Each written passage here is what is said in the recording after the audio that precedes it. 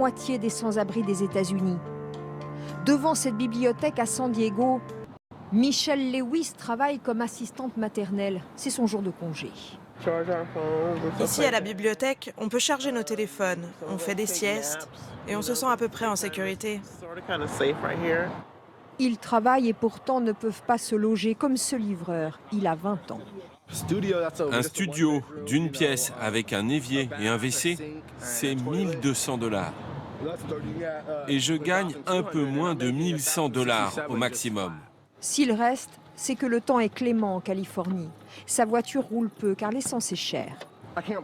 Et puis je ne peux pas me garer où je veux trop longtemps, car les riverains vont finir par me remarquer et ils vont s'inquiéter. À San Diego, comme à Los Angeles, ces voitures habitées ne sont pas les bienvenues. Gary Harris est un ancien sans-abri qui possède 13 camionnettes garées à Venice Beach. Là, il y en a une à moi, là-bas aussi, et encore une là-bas. Il loue chacun de ces vannes 300 $ par mois, 280 €.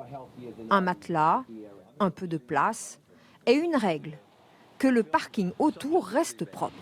Je lui ai dit, peu importe qui jette les saletés, c'est ta responsabilité de nettoyer. Et regardez, c'est propre, tous mes camions sont comme ça. Seul Gary Harris a les clés de contact des camionnettes.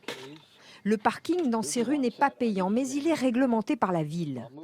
Alors, quelle vanne je dois bouger aujourd'hui? En fait, il faut changer de place les vannes tous les 3 jours, sinon c'est la fourrière.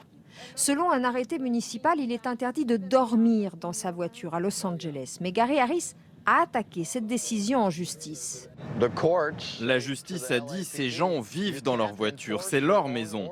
Vous n'avez pas le droit de les chasser, vous n'avez pas le droit de mettre leur maison à la fourrière. Gary Harris déplace les camionnettes dans un rayon d'1 ou 2 kilomètres dans le quartier. Les riverains le connaissent et c'est tendu. J'ai appelé la police une fois parce qu'un de ses locataires urinait et déféquait devant chez moi. C'est totalement faux. Vous inventez des histoires. Ils racontent des bobards sur les gens de mes camions. Ok, fermez-la maintenant. Que faire de ces milliers de véhicules dont personne ne veut sur la voie publique? À San Diego, un parking coincé entre une route et le contrebas d'un lotissement. Un parking dédié la nuit aux voitures des sans-abri. Nous surprenons Cheryl Christguest au réveil. Elle a 70 ans et vit depuis 8 mois dans sa voiture. Je sais pas trop comment je fais. Je dors juste parce que je suis fatiguée. À partir de 18 h chaque soir, une trentaine de voitures se garent ici. La condition est stricte. Tout doit rester dans les véhicules. Ce n'est pas un camping. Et le parking est fermé la nuit.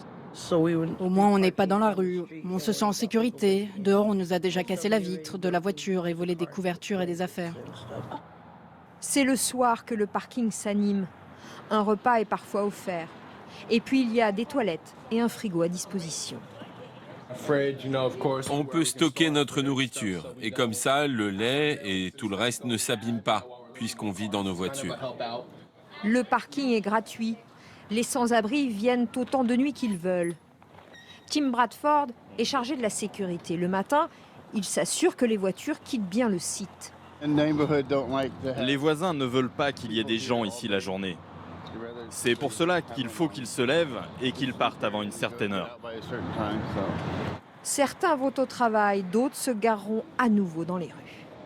Il est 6h30 du matin sur le parking et les moteurs ont recommencé à tourner. Il existe ici une quinzaine de projets de ce genre. Il faut dire que la Californie accueille près de la moitié des sans-abri d'Amérique.